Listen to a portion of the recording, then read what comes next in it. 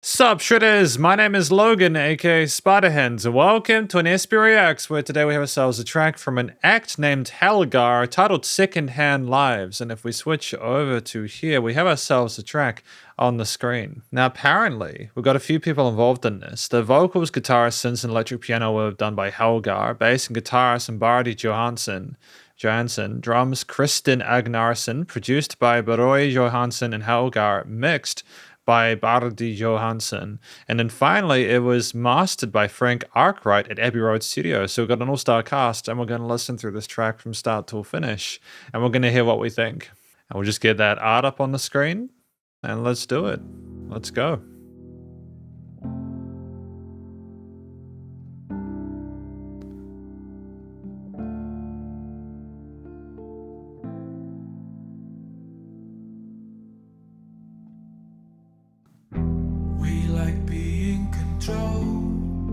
Familiarity, ruled by the bricks in our hearts. Are you scared?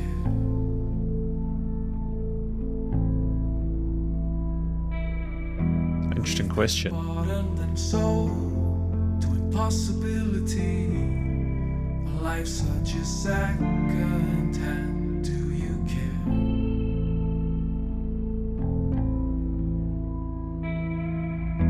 Weep and break down, fade into the gray that we know, gray that we know.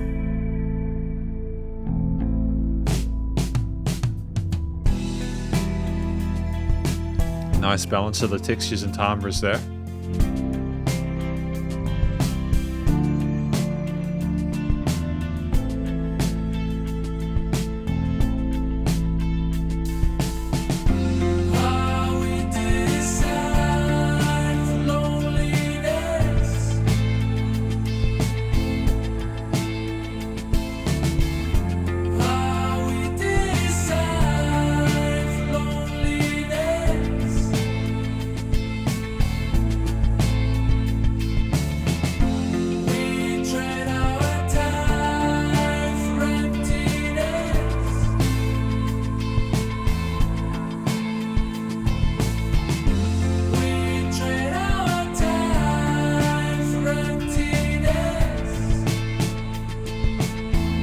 Offbeats by the snare as well.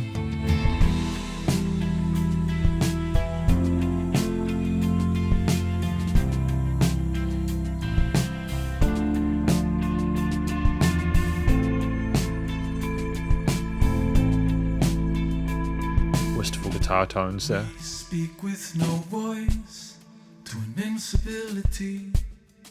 We march to the beat of the drums. Are you free? Great link between the music, the drums, and the lyrics there. Weep and break down, fade into the gray that we know, gray that we know.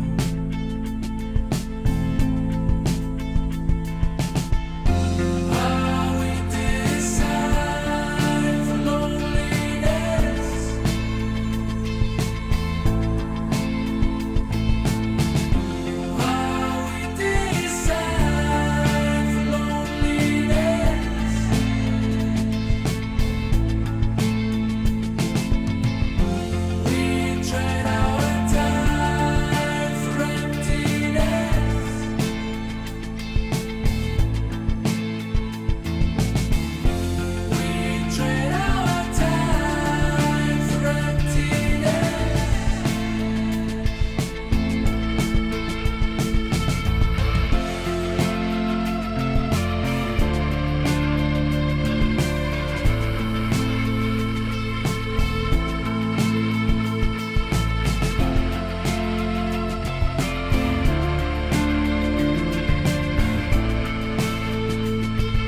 An interesting wistful sub layer with those synths, those guitar takes there. Oh, and chorus.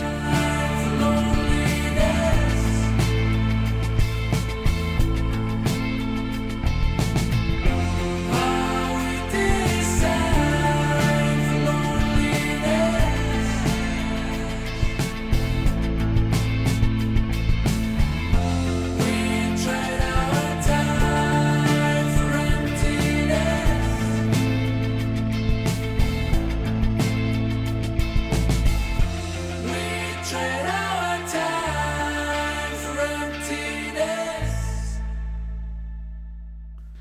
and just the fade to lead us out, or the bass to fade to lead us out. We're going to talk about this track more in the conclusion. Because welcome to the conclusion of my review of this track from an act named Helgar, titled Secondhand Lives. Now, first of all, what do we think this track is about? I think it's about a discussion of our existences in this current state, how almost our existences are being taken for granted. We like being controlled by familiarity, ruled by the bricks in our hearts. Are you scared? We've been bought and sold to impossibility. It's lines, I think, about our positions in society, how our rights are taken away, fading into the grey, almost like our lives sort of become meaningless to an extent because of the lack of control we have, or lack of real control we have over our lives to an extent. Are we destined for loneliness? We trade our time for emptiness. So I think it's about a sort of a discussion of the current social condition and kind of trying to create a sort of a sense of awareness for who we are, what we're doing, and maybe the problems that we have or the ones that we aren't even aware of. I think ultimately this is communicated really well by Helgar. I think our tone seems very sincere and authentic. We're comfortable in our hidden chest voice there. There are great use of overdubs there to kind of add more color to the harmonies. There's a great sort of awareness of how to sing in a way that feels appropriate to the instrumental backing, such as how we come down a little bit in dynamics to where we have the march of the drums, etc., which I feel is a fantastic choice there. We march to the beat of their drums. It's very sort of like tender, almost like we're simultaneously wanting to raise awareness, but also kind of wondering why we're doing that in the first place. But I just think ultimately it's well covered. It communicates the story well. The texture and timbre fits well with the rest of the mix, and also adds a sense of warmth to the piece that I feel it's quite a sad sounding track overall, with some sort of like colder kind of elements there without being harsh. And I just think that kind of balances it out. I think another thing I want to discuss is the structure of the track. I feel like there's a lot of range with the different instrumental layers throughout this. We never stay on one subject or topic for too long. It builds over time in a way that is meaningful and just kind of engages the listener, but it's done in a way which doesn't seem kind of generic. It doesn't seem generic or overdone. If you start with the electric piano there, and there are some interesting chords that are put there that ask questions, especially when I go into a slight higher range with the third one. And we get the vocals pretty early on. There are some guitar arpeggios that kind of, quietly decorate the sides of the stereo field that add some color in upper ranges. And there's some extra sort of like bendy parts as well, with interesting sort of like reverb tails in it that kind of fade into ether. You have the drums coming a little bit later on as well. There's a really punchy snare tone that comes into the center, and it balances out a lot of the softer, more sort of like misty elements in it. And then the drums come in a little bit later on, and there's some interesting 16th notes playing on that kit there with a great use of dynamics. And I think the snare, especially the great tone to the snare drum, is nice and punchy, and it's a contrast to a lot of the softer elements, and it balances those out. It kind of gives the listener something to kind of hold on to. That chord note groove 1, 2, 3, 4 as we march forward. And as we kind of go up in the register with some of the lightly crispy kind of distorted guitars there, or overdriven guitars, decorating the upper register of the chord progressions and the frequency spectrum, moving into some kind of really beautiful sounding, almost Strymon-esque wafts or layers. And there's this wonderful sort of like extra bit of oomph and articulation to the vocal harmonies that we have as we go forward, and it's almost like we start building our confidence up. It's not like we're going up the entire time though. Again, when we have those marching drum with the little rolls and kind of snare hits in that midsection there for that second verse, it goes down again, and it seems appropriate for what we're discussing. But it's just worth noting that structural, I feel, with the instrumental performance included, is just fascinating. There's constant attempts to sort of, by not overcomplicating the bass lines or progressions within this, or there's no like key changes or anything like that. It's simply more the layers that matter here and how they're implemented and how they decorate. In fact, just going back to that marching drum bit, it's kind of crazy to not have any bass at all. It's simply the vocals and the drums there. It's very symbolic and expressive there, and it just really kind of shows that less can often be more. But it's also an incredibly confident performance on the percussion as well. I enjoyed the way that we kept things nice and tight with the tempo, as well as the sort of the sub hits like the ghost notes and the main points of the groove there to kind of keep things moving. Even though the drums weren't there all the time, when they were there, that mattered, and everything else was meaningful too. Finally, it's the production. The use of dynamic range within it is one in particular. Like, it's not just that we recorded, again, the keys, the guitars, the bass, the drums, the vocals, etc. really neatly. We surrounded the stereo field as well as the frequency spectrum wonderfully. There were no weird resonant frequencies. It was a commercial grade mix and master, but it's allowing the track to have life to it, to not squash or plunder any sort of dynamic range to it.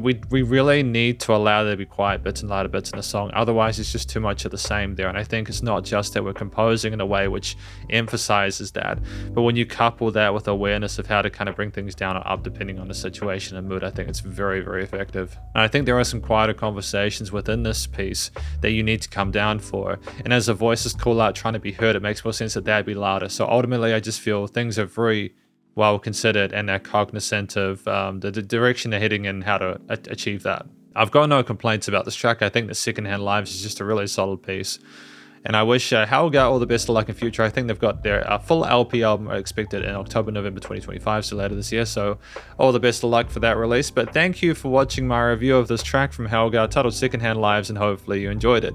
If you did, please do go show them some love via their various social medias and Spotify page, and stay cool and stay safe. And please remember to support your local musicians and artists at this point in time, as they need the help more than ever with all the crazy stuff going on in the world. And I'll catch you in the next SP Reacts. Spiderhands out.